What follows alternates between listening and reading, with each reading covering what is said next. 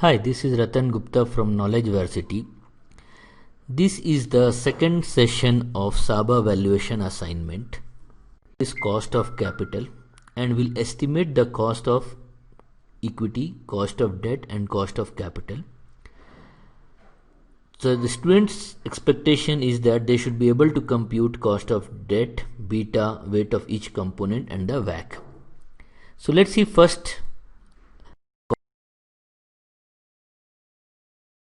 20-year 8% semi-annual coupon bond with a par value of sells for 1100. So that means this bond is selling at a premium. Okay.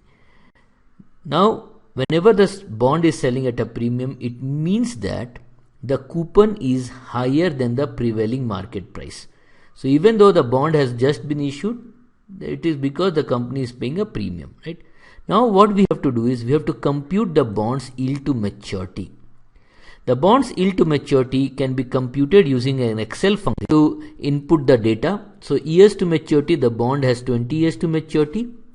Since the bond is paying semi-annual coupon bond, so that means the coupon are paid every 6 months. So the periods per year will be 2. So 20 years to maturity, periods per year is 2. So the bond's total period up to maturity will be 40. The coupon rate is mentioned as 8%. Okay, but please note that this is the annual coupon rate. Okay, the bond value is 1000 rupees. So the periodic payment will be coupon rate into the par value. This is annual, but since the bond pays semi-annual coupon, so it should be divided by the periods per year 2. Okay. Now the current price of the bond is 1100. We need to compute the periodic YTM. The periodic YTM will be computed using a function rate. So the rate, it returns the interest rate per period of a loan or an investment. So per period, please note that that is why we are computing the periodic YTM here. So what is the number of period? It will be 40. Don't take as 20 because that is the years to maturity. We need to take the number of periods,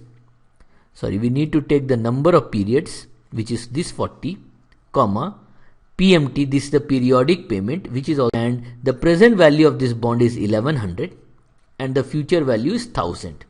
Okay. Since the bond pays payment at the end of the period, so it will be 0, right? And then we'll press enter. Please note that this will not give us the correct answer. In fact, this will give us an error. So let's see, we try to find out, and it gives an error num. Now why this num error has come?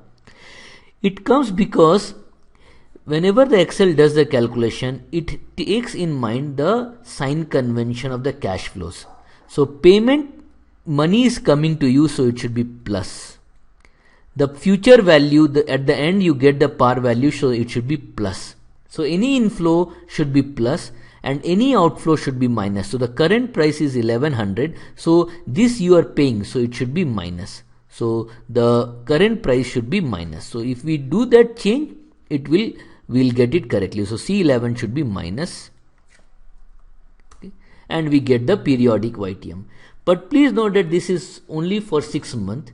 We have to convert this into 12 months. So the periodic YTM multiplied by the number of periods will be the annualized YTM, but it will be nominal. Okay. This is nominal.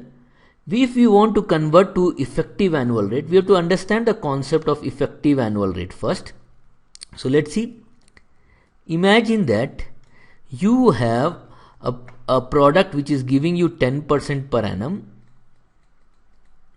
So effective, and it is compounded semi-annually.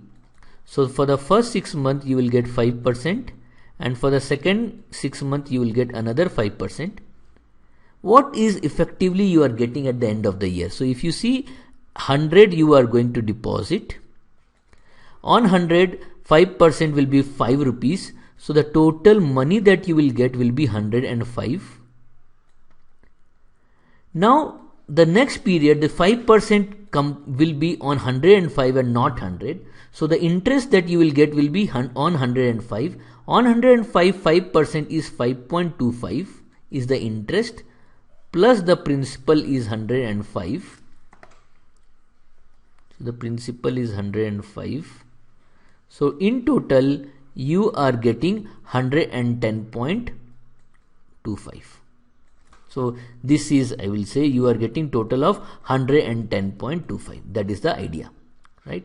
So that means if you compute your return, it will be how much?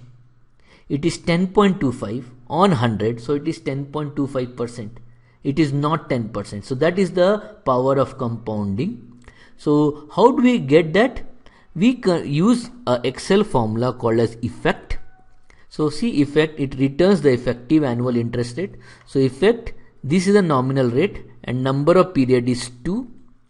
So you will get the effective annual rate. So this is the yield that you should use for your bond calculation rather than 7.059. Okay.